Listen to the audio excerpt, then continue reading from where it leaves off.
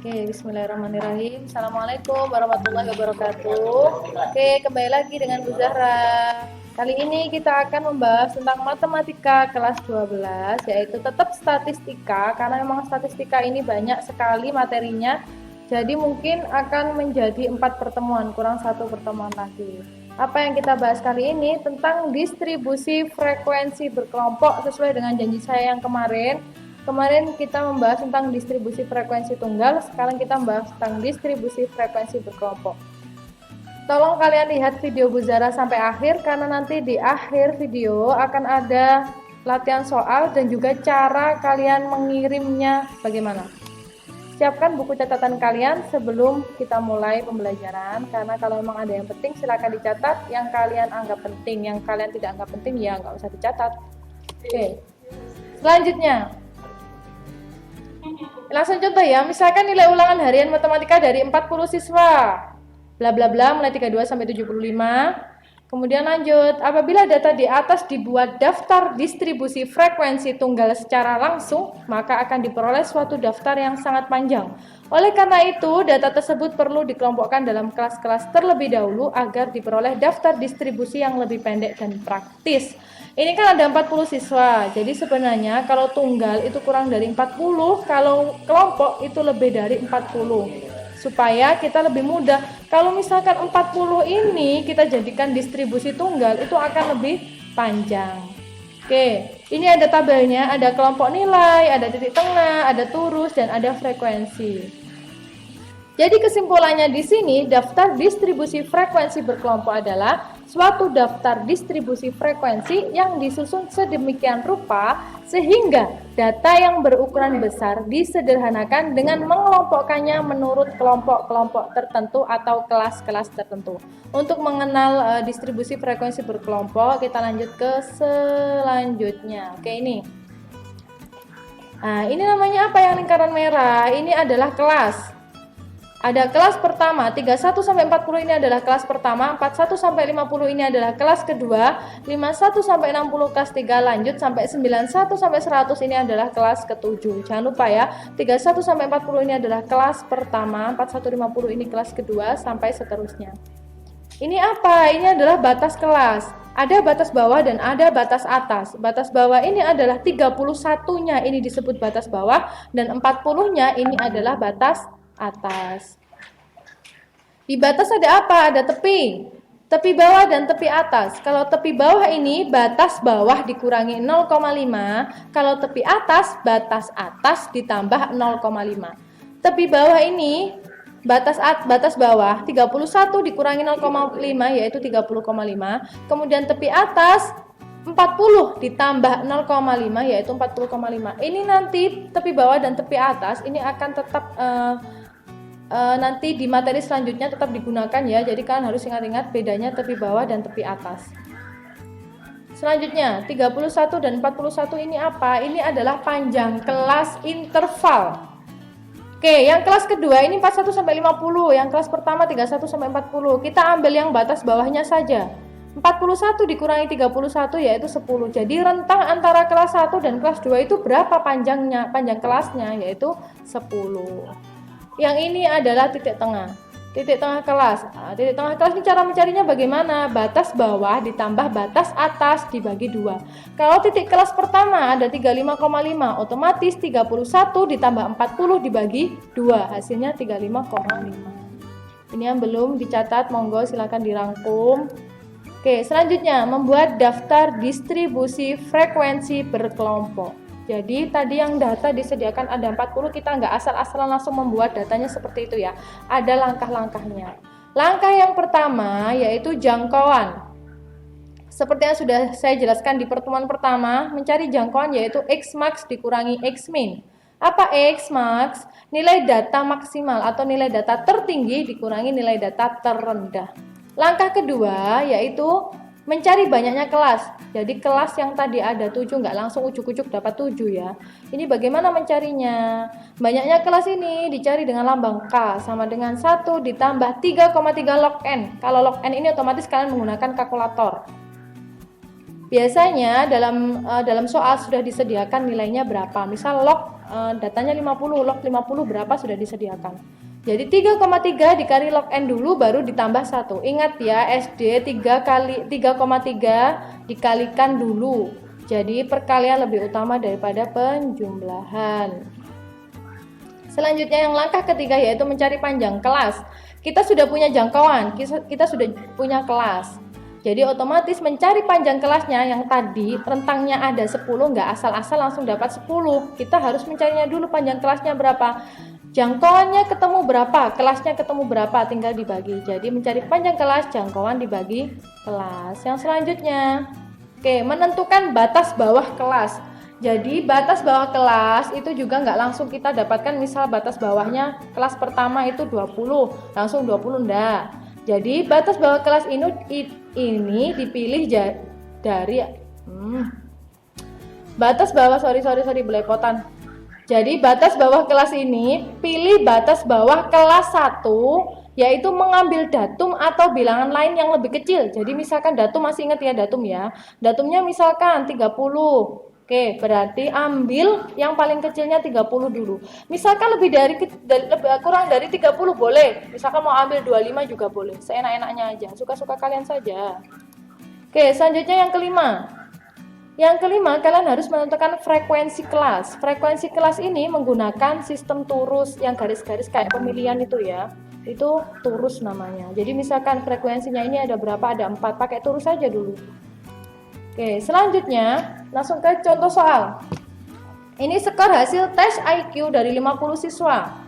Nggak mungkin kan 50 siswa ini kalian jadikan frekuensi data tunggal, kan terlalu banyak. Jadi lebih praktis kita jadikan tabel. Caranya bagaimana? Langkah yang pertama, menentukan jangkauan. Langkah pertama menentukan jangkauan yaitu nilai tertinggi dikurangi nilai terendah. Nilai tertingginya berapa? 129. Nilai terendahnya berapa? 80. Tinggal dikurangi saja, hasilnya 49. Lanjut langkah yang kedua, yaitu menentukan banyak kelas. Tadi rumusnya bagaimana? K sama dengan 1 ditambah 3,3 log N. N-nya berapa? N-nya itu 50 siswa. Berarti log 50 ketemu 1,698. Tinggal dikalikan dulu 3,3 baru ditambahkan 1. Hasilnya 6,6. Dibulatkan menjadi 6 atau 7 kelas. Jadi kalian bisa mengambil 6 kelas atau 7 kelas, terserah. Di sini contohnya kita menggunakan 6 kelas. Oke. Menentukan panjang kelas. Ini misalnya diambil K-nya tadi 6 sehingga diperoleh panjang. Rumusnya panjang kelas tadi gimana? Jangkauan dibagi kelas. 49 dibagi 6 hasilnya 8,166. Sebenarnya kalau untuk materi ini kita tidak terlalu banyak mengambil pembulatan. Jadi kalau misalkan ada 8,166 di sini bisa 8, tetap juga bisa 9 karena di sini sudah ada 8 lebih 166. Jadi kalian bisa menggunakan kelas intervalnya 8 atau 9. Di sini tadi kita ambilnya. Oke, langkah yang keempat menentukan kelas-kelas intervalnya. Yang keempat tadi kan kita harus memilih batas bawahnya kan. Oke, ini menentukan kelas-kelasnya dulu. Sudah diambil panjang kelasnya 9. Panjang kelas intervalnya 9, banyaknya kelasnya 6. Dan batas bawah kelas pertama adalah 80. Kita ambil langsung ke datum yang paling kecil yaitu 80. Maka kelas pertama adalah 80 sampai 88. Loh Buzah, ini kenapa kok 80 sampai 88? Kok bisa tiba-tiba kita ini 80 sampai 88? Oke, tolong diperhatikan ya. Ini kenapa 80 sampai 88? Karena di sini yang diminta panjang kelasnya 9, otomatis 80 kelas pertama, kelas kedua harus awalnya ada 89. Batas bawahnya harus 89. Karena panjang kelasnya 9, otomatis rentang antara kelas pertama dan kelas kedua harus 9. Coba dikurangi. 89 dikurangi 80 berapa? 9 kan? Jadi otomatis kelas pertama di sini yaitu 80 sampai 88 karena 89-nya sudah dipakai untuk kelas kedua. Selanjutnya begitu sampai kelas ke-6. Semoga paham ya. Oke. Selanjutnya, jawaban yang kelima, kita memasukkan frekuensinya menggunakan turus. 80 sampai 88, otomatis ada nilai 80, ada nilai 86, ada nilai 88. 88-nya ada berapa? 1, 2, 3. Tinggal dimasukkan aja, seret, ketemu frekuensinya 8. Lanjut seperti itu sampai terakhir 125 sampai 133. Berarti cari rentang antara 125 sampai 133 itu ada berapa saja? Ada 123, ada 1 25, ada 127 dan seterusnya. Intinya harus ketemu nanti frekuensi di sini jumlahnya adalah 8. Oke. Paham ya, Nak? Lanjut. Masuk ke daftar distribusi frekuensi relatif. Tinggal masukkan rumus saja. Frekuensi relatif sama dengan FI per N kali 100%. N-nya itu adalah banyaknya data. Oke, langsung contohnya yang tadi ya. Ini yang tadi ya, Bu Zara ambil tabel yang tadi ya. Frekuensinya berapa? Untuk kelas pertama 8. Tinggal masukkan aja. 8 dibagi banyaknya data 50. 8 dibagi 50 dikali 100%. Ketemu frekuensi relatifnya. Ini frekuensi relatifnya. Beres kan? Gampang. Oke, lanjut ke masuk ke daftar distribusi frekuensi kumulatif. Nah, frekuensi kumulatif sendiri adalah kumpulan frekuensi kelas dari frekuensi kelas-kelas sebelumnya atau sesudahnya. Frekuensi kumulatif kurang dari atau biasa dilambangkan dengan FK kurang dari adalah jumlah frekuensi semua nilai data yang kurang dari atau sama dengan nilai tepi atas kelas tertentu.